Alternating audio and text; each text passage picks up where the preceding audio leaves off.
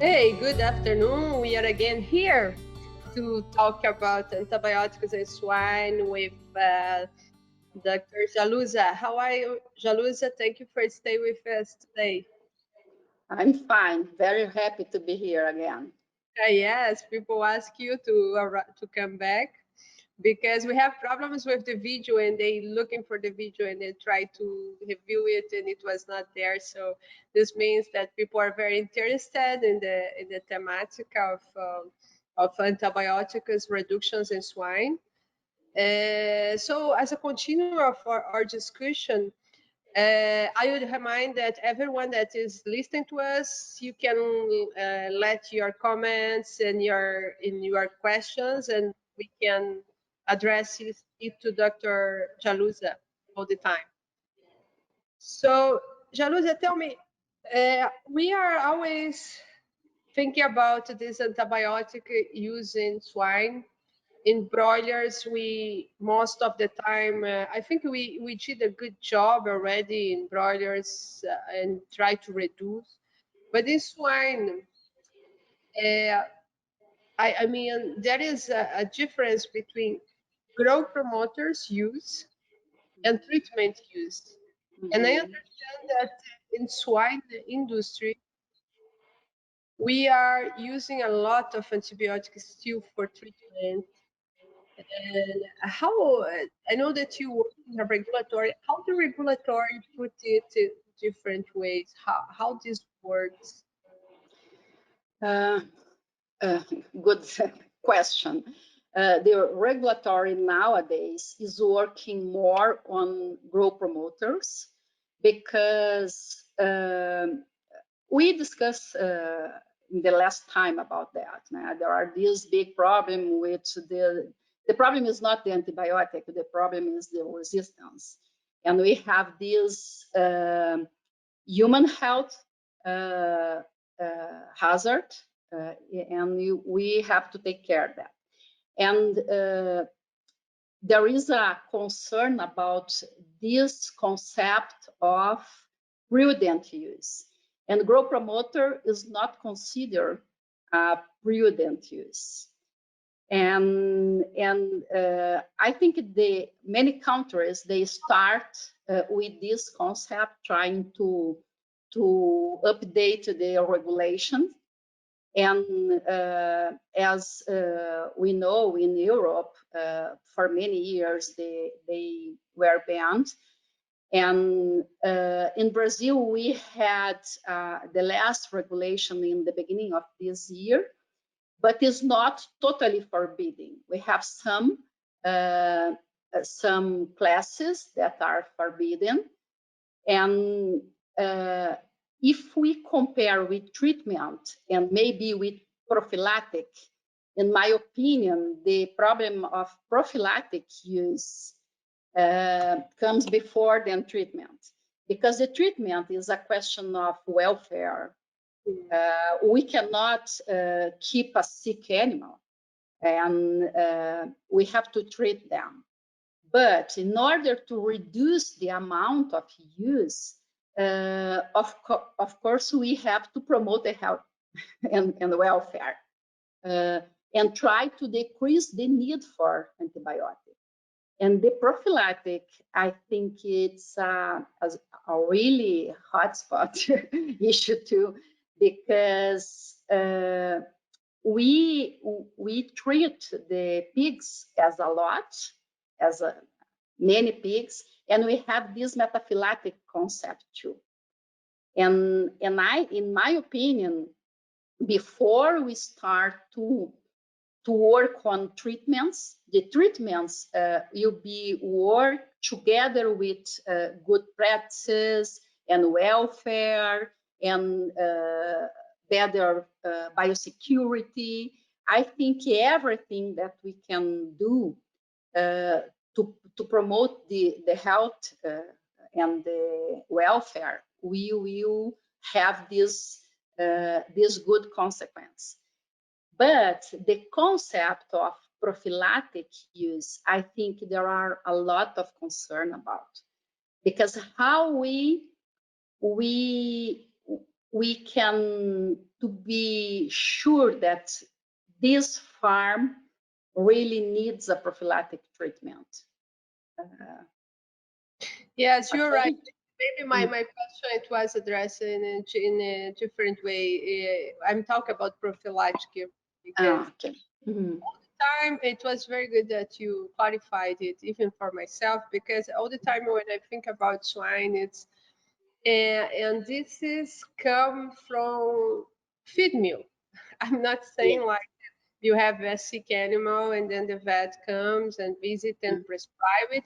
I'm saying about the feed mill to put a lot of prophylactic antibiotics in it, and still we need to learn how to, especially I think the critical phase is the weaning, right? The weaning Yes. Mhm. still I think the big issue for swine, I think. And when you talk about this phase, when you talk about regulatory aspects, Mhm. you concern about microbiota when you think about when you are in this kind of discussions, because I know that you are part of a group of discussions. Mhm. Did you have discussions about the interactions of microbiota or some uh, modulation of microbiota that could be used to improve the health without antibiotics? Or another way, to use microbiota as a biomarker for resistance of antibiotics. Uh, in terms of regulatory, no, we don't have this discussion how we can use it in a regulatory perspective, but we do it during the meetings or during the discussions. Sometimes we invite some expert to talk and to discuss this concept. But inside of a bigger program with the goal of reduction the antimicrobial. I don't know if I explain well, but when we are talking about laws and what we are Legislation. not, yes, we are not discussing that. We are trying uh, uh, to discuss what class is more the problem is the sorry with which class we have to choose to put in law or to forbidding or something like that, and really talking about human health usually. And one thing that I'm wondering, one of goal of this month webinar series is to talk about women in science. Okay. From you because you are one of science woman and in this and for long you have been in that. So are you thinking that the influence of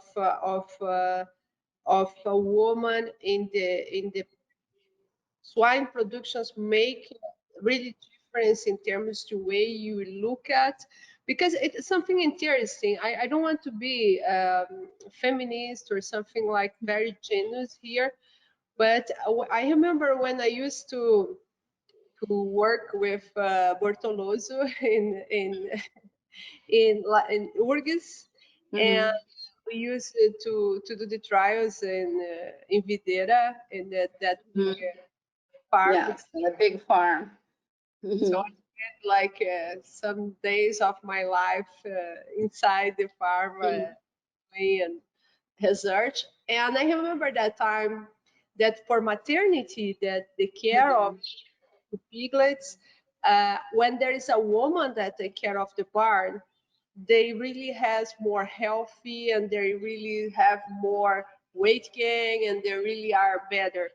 Do you agree that this is just not impression or of people, that this is the reality, like you have the hands of a woman in this care of the animals makes difference, and this could also be correlated with reductions of antibiotic use as a treatment or as a prophylactic way.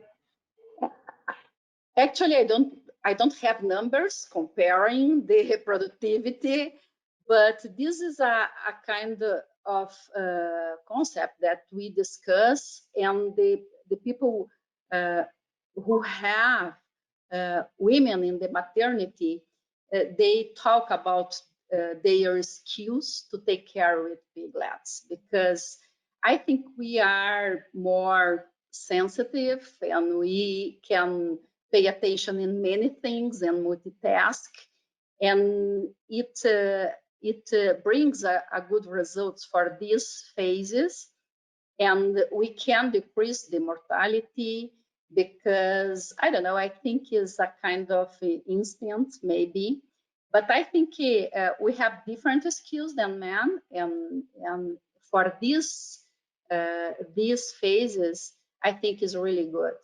And but we have other problems to overcome, because some people don't want to hire women because they get pregnant, they have this maternity leave and the motherhood, and this becomes a issue for the managers sometimes. What make us sad, but because I think the maternity and the motherhood is good It's part to improve, and I'm pretty sure that we can improve our skills to work with teams with different people. I think it's a really good experience for that too. You know, last week I have discussions with a professor from Morocco, so Africa. Mm-hmm.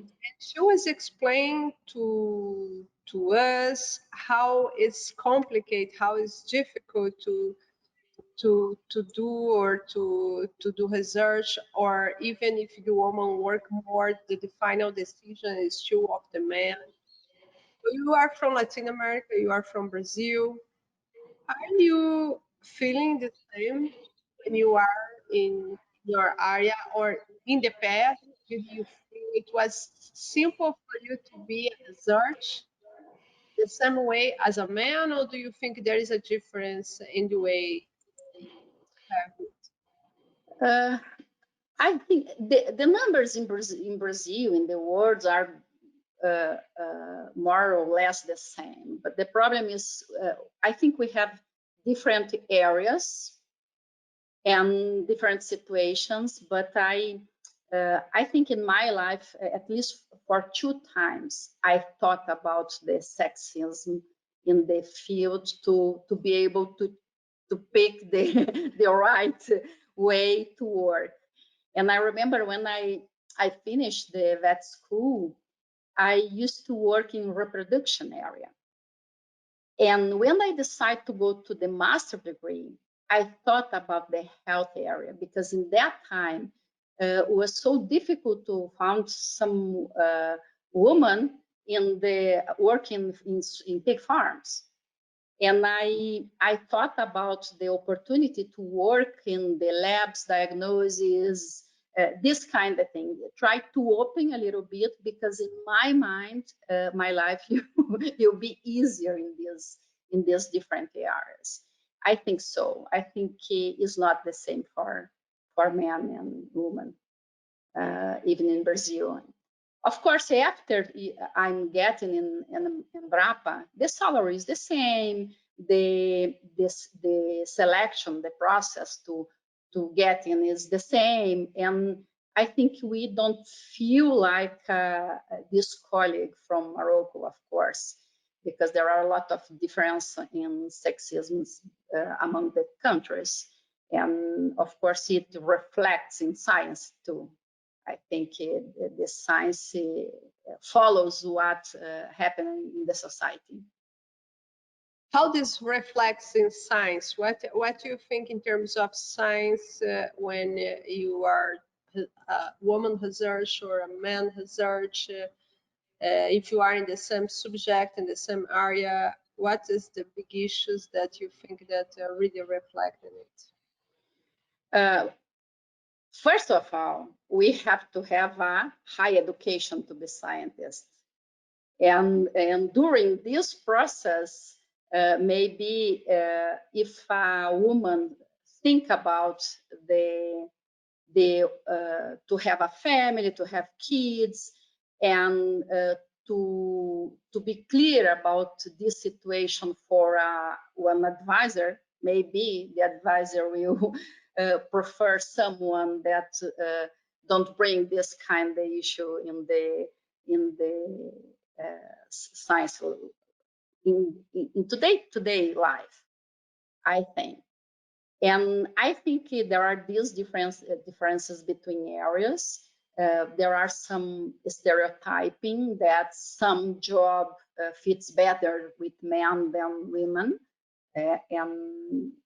Yes, I think we have differences. And another thing is as Latin woman, I think the home environment, the education of kids, I don't think that we have this perfect balance here. And we have to do science to be good, and we have to handle with our life together.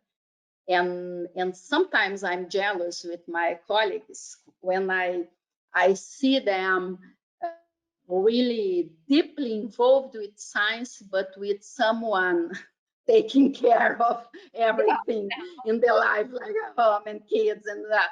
Okay, and we are in the same level of evaluation.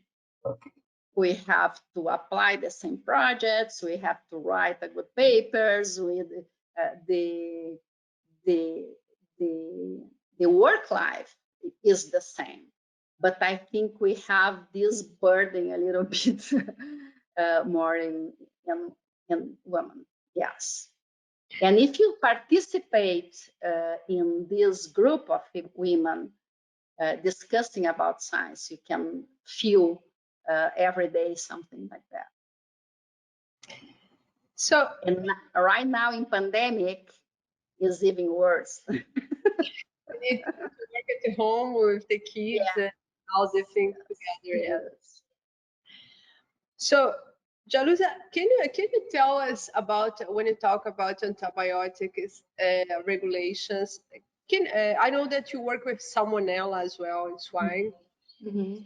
When you talk about salmonella and antibiotics, what is the correlations that you have? Because still there is many people that think that the way to control salmonella is using antibiotics.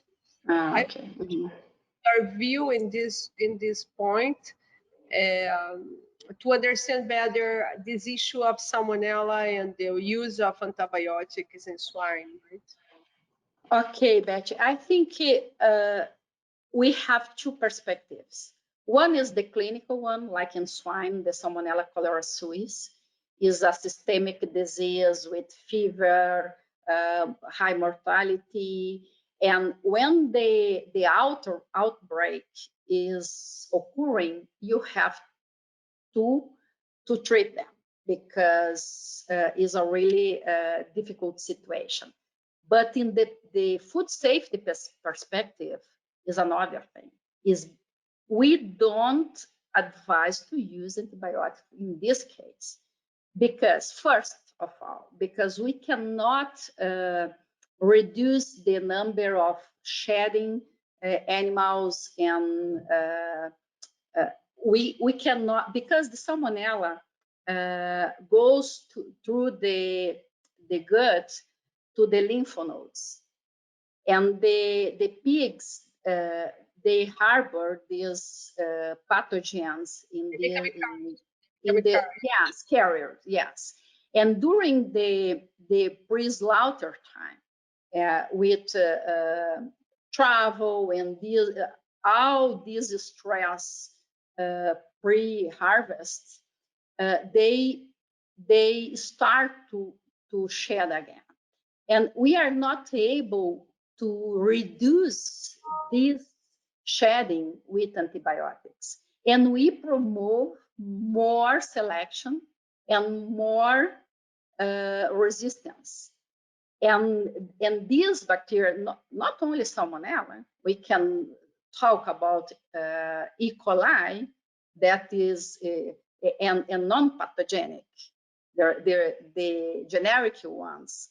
They don't. They are not pathogenic, but they harbor these resistance determinants, and is so common to have this contamination in the skin, in the surface of pigs. And we can to put in the food chain these resistant determinants in this way. And for this reason, is not a good treatment. The result is not good, and promote more risk of this cross contamination with the resistance. Yeah. Do you have any numbers about how is the resistance of Salmonella? I mean, in Brazil at slaughterhouse, that there is a kind of survey that people do often to see it, or you don't have this number? We have some results of research. We start the surveillance in the slaughterhouse for Salmonella in pigs in 2018. It's pretty new. We have more knowledge in poultry, and it depends what molecule you are talking about. For instance, for tetracycline, we have more than 70% of the strains resistance. Oh my God. Yes, yeah, tetracycline is so common, fluorophenical, and yes, and we have a lot of resistance. And in the last year, the Netherlands, they published a paper about the resistance in Salmonella Heidelberg from imported poultry meat, and you can guess where this meat was from. And yes, we have a lot of resistance. In my opinion, Salmonella is a good marker of resistance. Yeah, this is what I'm going to, because we are always talk about resistance of antibiotic. A lot of people that is with me, if people are listening and have some questions or comments or even to criticize us, we are open. But what I mean is, like, we always talk about use of antibiotic, control of use of antibiotic to avoid resistance, but sometimes people does not see what's going on. For example, if you are using an abuse of antibiotics, let's say abuse, don't use it as it is, and then you have a salmonella resistant. When you have a salmonellosis that come from that meat, Yeah. or animal product, this means that your family member will have less options to treatment because of this use in field. So can you just discuss and put out some of your visions about your research? Because I know that you did a lot of research in Salmonella. Now you are doing research about antibiotics. So can you put your visions how this chain could going on, and why we are really saying that we need to be responsible for antibiotics, not for the guys that stay in another country, but sometimes it's just for us, for our family, for our own safety. Yes, but there are many ways, many pathways to the resistance achieved the humans. This one by a foodborne pathogen is the most direct and obvious route, because if you get sick with salmonella, a resistant salmonella from a meat, for instance, this is a kind of direct. but there are other pathways. We can have like staphylo resistance, methicillin resistance, just as a occupational problem with farmers and vets and the farm workers. And this is, everything is proved, this. And what we have to take care too is with environment, because we are contributing with this environmental contamination, and it can achieve the community by other pathways. For instance, in the water and the many pathways to achieve the human. And this one is the most direct, but it's not just with foodborne pathogens. Of course, we take care about the foodborne because we don't want salmonella in meat and a resistant salmonella in Yes, but I think this is a good point. So sometimes we are looking so far away, and just to be in touch with the animals and take one staphylo from there, tomorrow we can have a big problems. And this is another day I was follow up many groups that I follow, and they are discussing the same thing about environment conditions. We always say, oh, the agriculture is very pressure about environment conditions. We are very pressure about to take out the antibiotics. But at the end of the day, we, instead of complain, is to take this challenge as an opportunity for us to become better, right? And I think that is the big reason. So when you go for this way, in your experience, what is, I know we already did these discussions and I already talked to this, but it's important. What is the big or the most important measurements or the most important actions that we can do to start a process of reducing the use of antibiotics and just use them as a responsible way, in a responsible way? Okay, I think from the technical perspective, we have a lot of information. We have guidelines from the international organizations. We have guidelines inside the countries. We have these standard procedures inside the companies.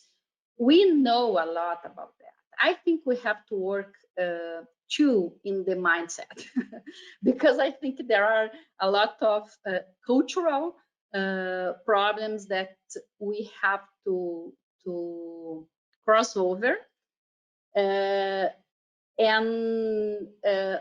we have to promote health and welfare. I think this is the summary of everything. And of course, we have different strategies, because if you look at independent farms, or there are a lot of research results from Europe, and they have to work directly with farmers. In Brazil, we have these large companies. The system is integrated, and of course, we need a more corporate strategy. I think we have to work on in the quality of technical assistance, because even in the vet school, because sometimes it's easier to prescribe antibiotic than to fix many different things.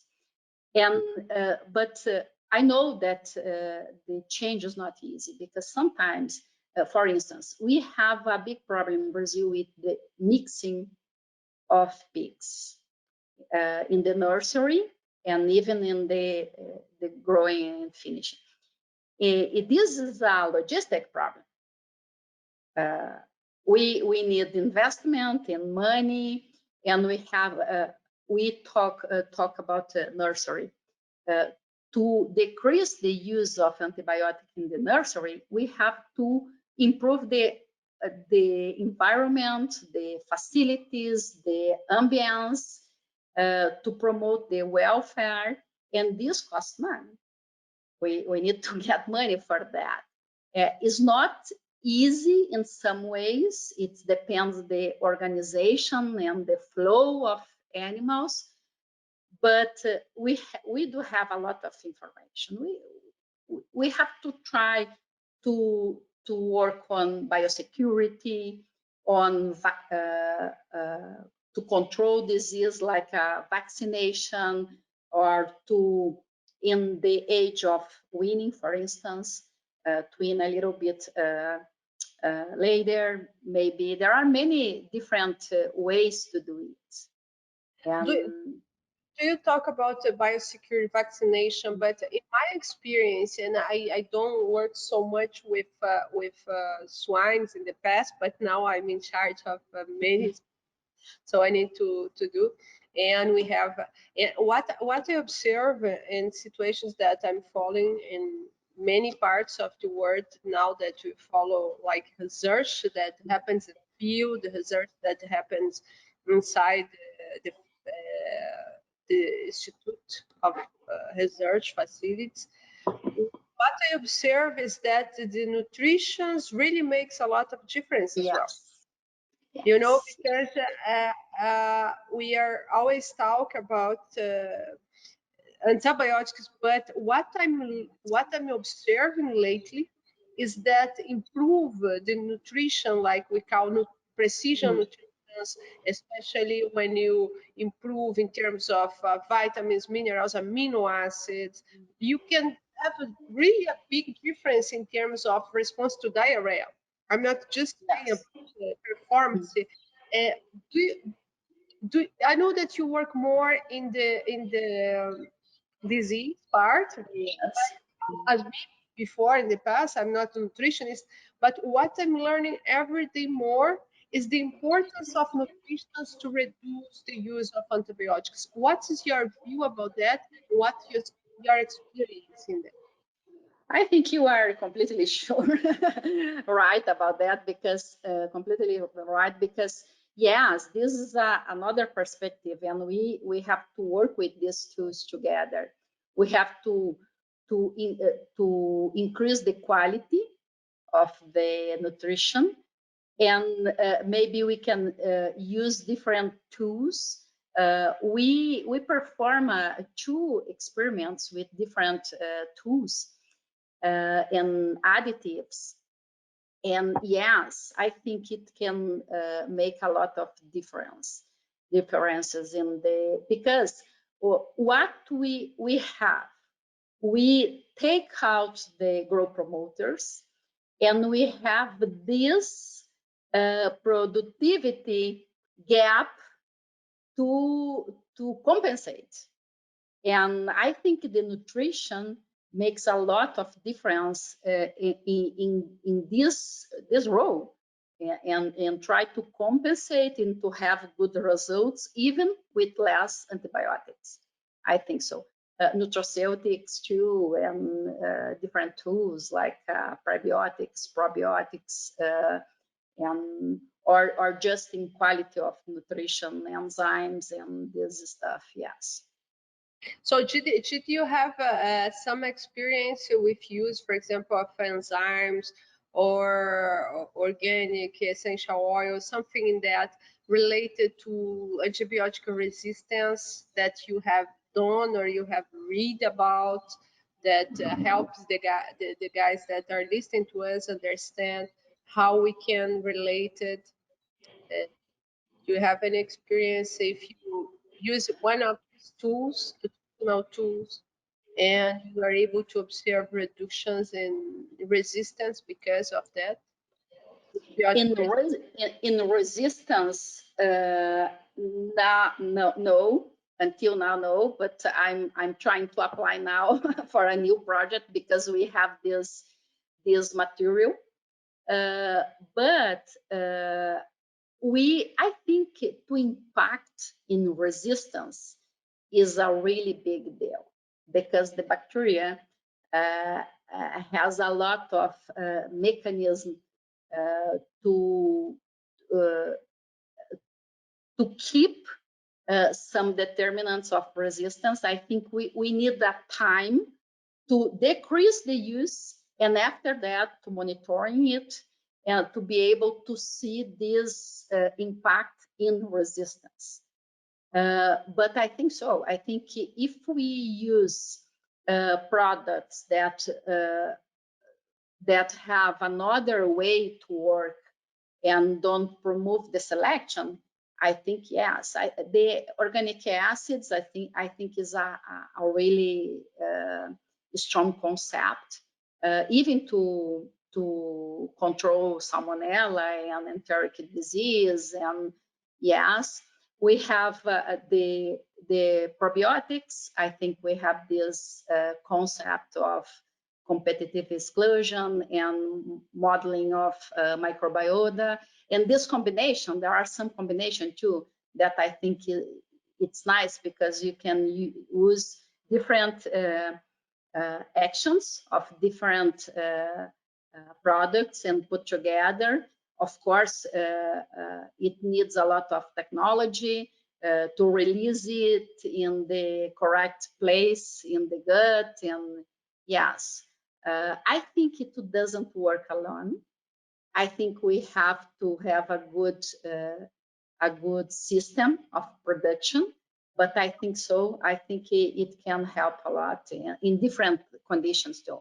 And another thing that I forgot before is a really deep diagnosis of the farm situation.